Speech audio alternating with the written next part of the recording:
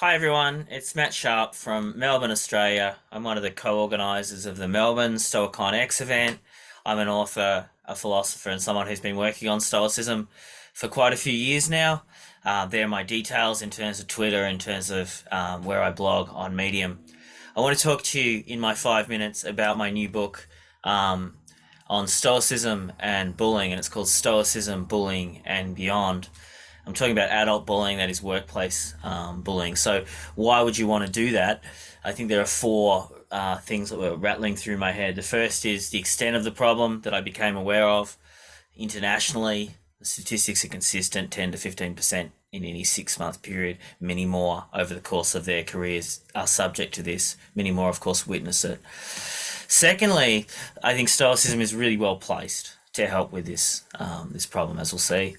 Thirdly, I think the application of Stoicism to specific problems is one of the next steps, maybe, for the modern Stoic phenomena as we branch out and continue the collective and global work of making this ancient philosophy alive again and relevant again.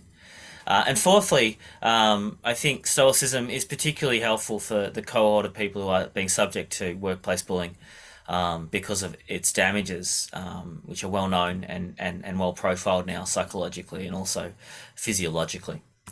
So, that much by way of why I wanted to write the book. What is bullying? Most people, as I say, have probably seen it, if not at school and in the workplace, and vice versa.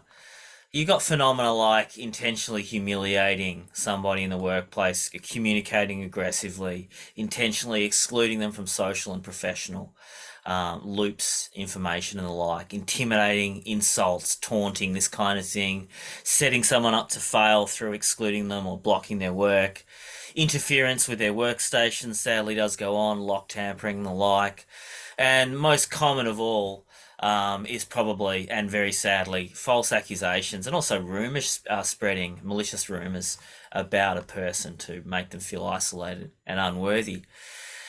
Now, the second side to the phenomena, which I think is particularly striking and troubling, is the way that bullies tend to recruit managers or HR to support their side of the story. So when the target responds to these forms of quite negative experience, in very human ways through emoting and protesting, then that response is turned on them and they're made to appear to be the source of the problem, the cause of the problem. This makes them feel doubly isolated and indeed subject to what some psychologists call a kind of double bind, which is extremely stressful and which goes some way to explaining the kind of psychological harms that bullying in the unprepared can cause.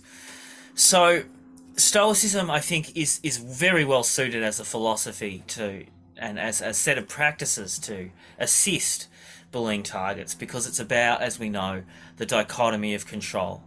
We suffer more in our imagination, says Seneca, perhaps, than we need to relative to what's going on outside ourselves, even in difficult situations. Bullies want to get into targets' heads. They want them to emote, they want them to act out, they want them to leave the workplace ultimately for whatever reasons. And one of the things that I think is beyond our control is really knowing what those reasons are in particular cases. Stoicism fosters greater awareness, self-awareness of beliefs, emotions, and choices. It allows targets to potentially minimize the stress through rumination on things they can't control. It allows them to focus attention on what they can do in response to what's going on outside them. So the book, and I think what Stoicism can do really here is offer strategies.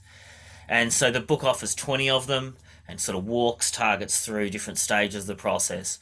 Strategies to monitor representations, that is what you're thinking, to make sure that you really keep tabs, you're not believing things that aren't happening, you're not alleging things that haven't happened and that can't be certified. It can be a very perilous thing to do in these kind of circumstances. Strategies to become aware of emotions and to potentially try to channel emotions into more productive and wise forms of response. Strategies to premeditate difficulties with others, premeditate difficulties with meetings, premeditate difficulties with lawyers, and so on and so forth, as the case may be.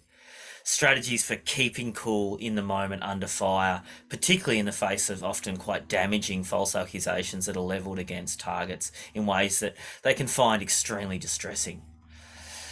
Above all, though, I think Stoicism's message is one of the affirmation that we are never solely what others say of us, and that includes, of course, what bullies might want to say of us. Our character is primary, and it depends on what we do and our many relationships, roles outside of the workplace as well as within it, and of course outside of what rumours and accusations might be kind of levelling against us and trying to present us as being. Targets aren't reducible to what these people are saying. That's so important because often targets morbidly identify, and that's when the problems become quite manifest. That is, they identify with the image that's been portrayed of them and they start to become negative about themselves, and the harm is augmented. Bullies can only defeat targets if the targets, in a sense, let them into their heads. And assent, as Marcus would say, to the idea that they've been harmed. But they can also rebel against this. And Stoicism helps them to do so with wisdom and also potentially with justice. So the book is opened with this famous quote from Rudyard Kipling, which many of you would be familiar with. If you can keep your head when all about you are losing theirs and blaming you, if you can trust yourself when all men doubt you, but make allowance for their doubting too, if you can wait and not be tired of waiting or being lied about, don't deal in lies, or being hated, don't give way to hating, then you're going to stand a much better chance as a bullying target through use of Stoicism, which I think is really being well described by Kipling, of surviving this phenomena and even growing through it and certainly moving beyond it. Thanks so much, everyone. Have a great conference. Cheers.